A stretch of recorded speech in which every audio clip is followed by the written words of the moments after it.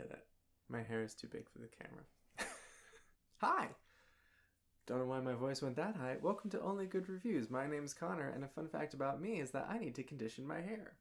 Today we're going to talk about Dune. It's a book, but it's also that new movie that came out with the really sick trailer music.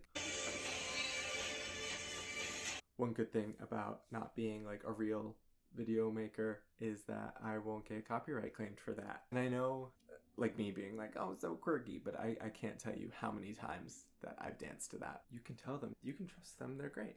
No. I can't tell them.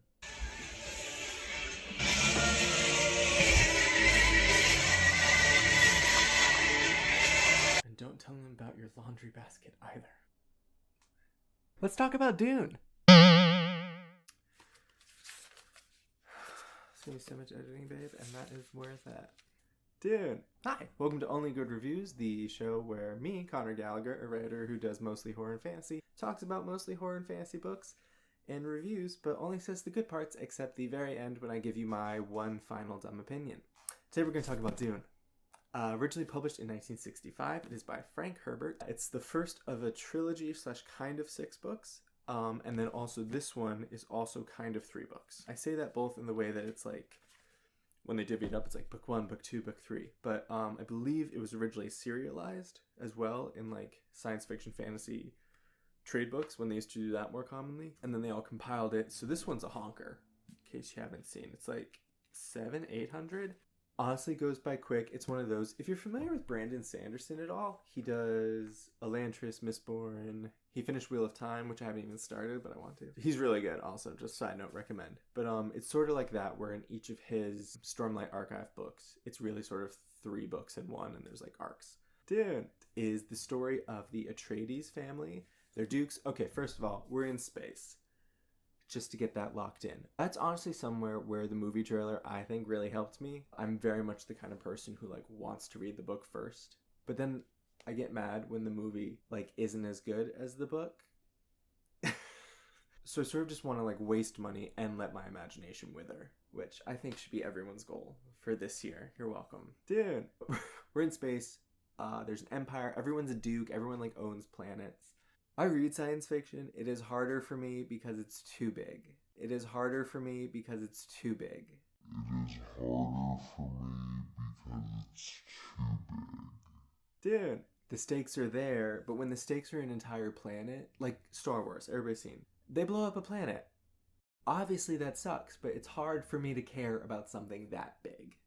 Everybody wants something called spice melange, which is just like fancy sand. It turns your eyes blue. Let's not get into that. The whole, yeah. It turns your eyes blue, and it makes you live longer, and everybody wants it. Super expensive. Arrakis, the desert planet that we see here, dude, has a ton. And that's why the Atreides family is going, and they're excited, but everyone around them knows it's a trap. And the head duke guy, Duke Leto, is just like, I'm fine, I'm cool, even though they never say exactly, at least in this first volume, what his family's so bad at, but everyone around them is like, your family, never learned how to rule. And it's like, yet they control the whole planet. So I guess it's small pickings. It's all relative. Duke Leto has a son who's like very much a chosen one. His name, also, it's all space and everything. The main character's name is Paul, which like, that's fine, but it's not like, Leto Atreides has like some oomph to it. And then there's like a bunch of like Harkonnen. There's another duke named Harkonnen and just Paul. Anyway, so Paul's there. He's like gonna be the chosen one or whatever. Paul's mom, aka the best character in the book, Lady Jessica, is like kind of sort of witch. And she's there. And they're all basically, the whole journey throughout this, at least in this first volume, is the Atreides family is put on this desert planet here, which will make them rich, but everybody knows it's a trap, and everybody knows they're going to try to get killed. So it's like, what do we do? What do they do? And sort of what all happens around that is that Paul, Mr. Chosen One, is having these like really creepy prophetic dreams where he sees this like religious like takeover coming. It's not just like a new religion sprouting up. It's like people are following him. he just has like this really loyal following, and he keeps having dreams of them just like burning everything and taking over the world in his name, but he can also sense they sort of losing control. So that's kind of the thing that keeps you riding through. Good things about it: world building is cool. The desert planet, dude. Well, first of all, the whole book, Frank Herbert wrote it because he read this like science journal about deforestation, like what could happen. So I think, oh yeah, that's a whole nother plot. There's like these people who don't live in the castle, who like live in the desert, who are trying to, well, they're doing something. I don't want to spoil it. It's hard, but they have this whole. There's a whole nother ecological angle that's just on the planet. See, there's too much happening, but that's why the book is so long, and it does not feel rushed. There's very few in my recollection like Deus Ex Machina moments. And then this one does end on a point where you're like, that's a good ending point. And if I want to read the other 5/2, maybe I will, maybe I won't. So here's the good stuff. 1, the planets are cool, and you really get a sense of Arrakis and like why it's so scary and what a whole desert planet could be like. Like the systems they've made to survive there are really cool, nifty, and well thought out. I think Frank Herbert, if he wasn't a scientist, he was very science-minded. Another cool thing, characters. Again, we'll get to Paul in a moment. But everyone else around him is so awesome.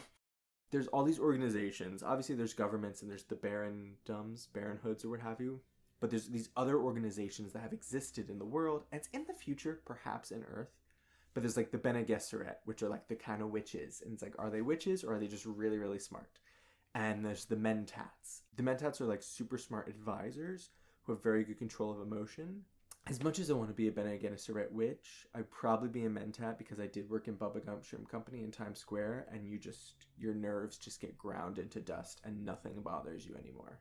Which is obviously a negative, but also positive if you have to keep living in this world. So, dude. Then there's like the soldiers, there's the freemen, those are the people living in the desert who are like, I'm good, I don't need all your political BS. And everyone is just sort of fighting, but it's like sneaky and then sometimes not sneaky, very swords. They have shields, but like you can't use a gun with the shield. Everything is very well thought out. While it's like space and they have all this like technology and everything's so cool. As much as the ease of life has come with the technology, like they've also made their own problems. So it's not just like boring. I mean, Star Trek isn't boring for this reason, but there's no like replicators where they can just make like coffee and everything. And even Star Trek, when you get a replicated coffee, it doesn't taste any good. So I like that. Handicaps. He adds handicaps to his own world, and it works for me. One final dumb opinion. Paul is the worst. And the crappiest part is that because this is like a space epic opera where if I continue it, I have to. I get to read 2 more volumes, like at least this big, at least 2 more. And Paul's the main character. Like, he's kind of a Mary Sue, what's the boy version of a Mary Sue? Just a man and written in anything. And the women are just so much cooler. Like, Lady Jessica gets a note left to her in basically Braille on the stem of a leaf. Like, a note from who... I mean, Lady Jessica's the best character because we get the most time with her, but the real best character is Margot Fenring, who... this is a spoiler. Who talks to her husband via, like, pauses in their conversation. They'll be like, don't you think that the... and that little, like, giggle thing was words. And her husband gets it. Her husband learned it. Her husband is not a Bene Gesserit witch. It's like, I love them, and I just want more of them. Lady Jessica has that relationship with Duke Leto, too. So, basically, I'm just not interested in the children.